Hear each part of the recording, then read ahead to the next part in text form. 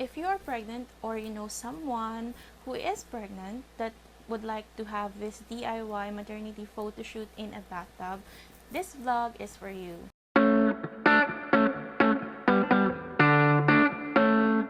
Hi, welcome to Craziness Diaries. This channel is about moms, babies, activities for kids, DIY for babies and kids, and also family activities like travel, and a lot more. So if you're into that, please subscribe to this channel and click the notification bell so that you'll be notified whenever we have a new one. So for today's vlog, I will share to you some tips on how I did my maternity photo shoot. I will also show you some photos during the entire video of what happened or the result of what we did.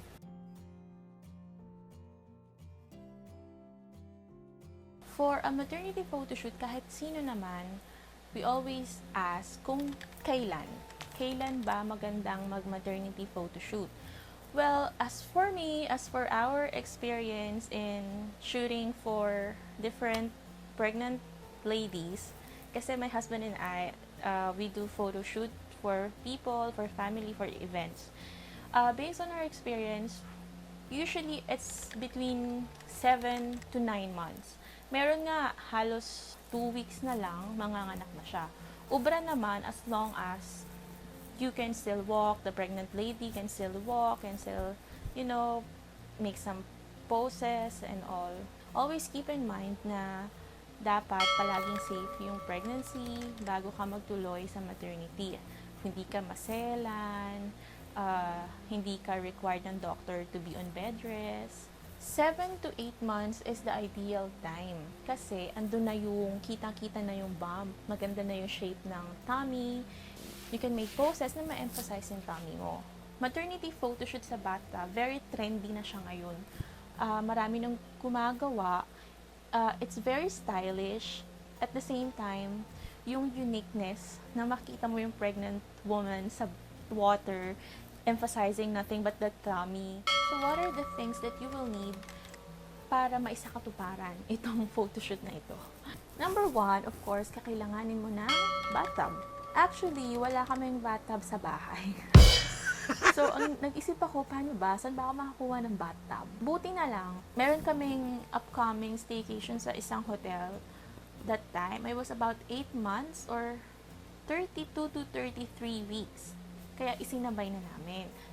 Luckily, maganda naman yung bathtub ng hotel room. Pero if you have a bathtub at home, better, good for you. If wala naman, pwede naman yung sa mga kaibigan mo, kamag-anak mo. As long as yung bathtub magkakasya ka, komportable ka kahit paano makakapag-pose kapag nakahiga ka na. And preferably meron sana siyang access sa light, sa natural light. If you prefer it to be light and airy, natural looking. Nakakatawa nga kasi on my experience, yung bathtub dun sa sinasabi kong hotel, sabi ko sa husband ko, picturean mo ko, gusto ko yung natural, yung fresh tingnan, ganyan. Kasi ayun din yung ginagawa namin sa mga pin-photoshoot namin. So pagdating na sa hotel, chinek niya yung bathtub, sabi niya sa akin, paano to dear? Sobrang dilim sa shower room. Walang window. So, no choice kami kundi gumamit ng flash. But still, it went well. Number 2, of course, kailangan mo ng camera. Definitely, you can use your cell phone. If you have access to professional cameras like DSLR or mirrorless cameras, mas okay. Number 3, kakailanganin mo ng photographer. Ayan. Blessed ako dyan kasi yung husband ko is a photographer. Kaya hindi na ako namang problema tuwing kailangan ko ng mga ganitong klaseng photoshoot. You can hire a professional photographer. Marami po dyan, mga freelance o kaya yung mga studios na nagpo-provide ng ganitong service. Kung wala naman or kung hindi mo naman gusto, you can also ask your husband or brother or a friend, to take your photos during this maternity photoshoot. Number 4, kailangan mo ng assistant.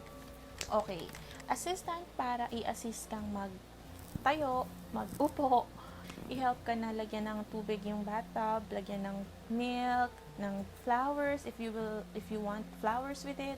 So basically, i-help ka in everything that you do kasi nga being pregnant, 7, 8, or 9 months pregnant is terribly hard. Ang bigat-bigat ng pakiramdam mo. As in, uupo ka lang, tatayo, hirap-hirap na. So, kapag may nasasand ka, napakalaking tulong nun. Next is, you have to wear something nice.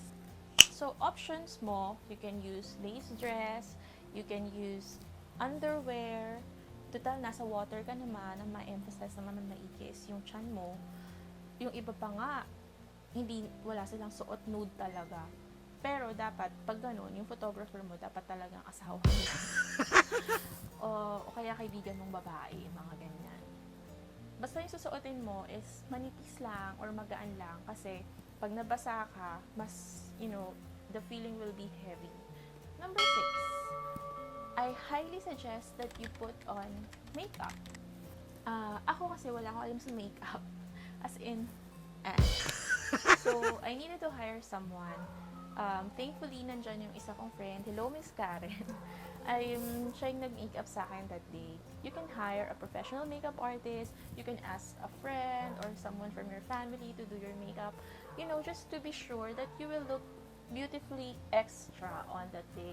Kasi kami ni Kench, kapag may photoshoot kaming kino-cover, kahit hindi maternity yan, bawa prenup, pre-debut, birthday, pre-birthday photoshoot, we always ask the client to please put on makeup, to please hire a professional makeup artist, or if not a professional makeup artist, if you know how to put makeup on you na hindi pang araw-araw, then that's okay.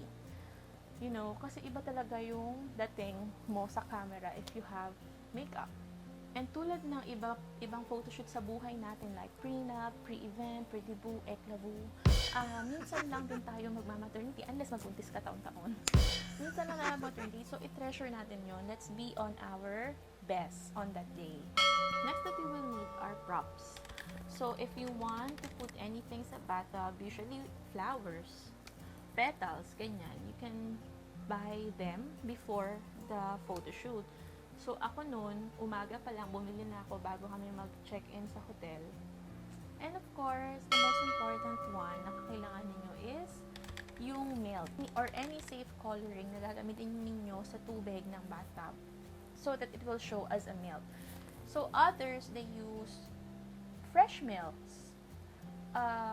As in yung milk talaga, pwedeng powdered or yung nabibilis na nasa box. Kaya lang, it will take you about how many boxes para magkulay gatas yung water. Medyo expensive, diba? So ako, nang bumili ako ng creamer. Yung pinakamurang creamer na makikita mo sa market. Pwede din harina. So, mas mura yun, alternative sa mga milk. Pero kung gusto mo talaga karirin yung milk bath, as in milk para ma-moisturize yung skin mo, then go for it. So, those are my tips in doing a maternity photoshoot sa bathtub. So, I hope you learned ng konti. First vlog ko to, grabe, ang hirap pala magdadaldal sa harap ng camera. Yun. Sana may natutunan kayo yung mga gustong gawin to in the near future. If you have any questions, type nyo lang sa comments. I will answer them. And I will be posting videos weekly. I will try to be very informative in the upcoming vlogs. I want to show other moms or other ladies out there how we can be creative as a mom, how we can be tipid with everything that we do.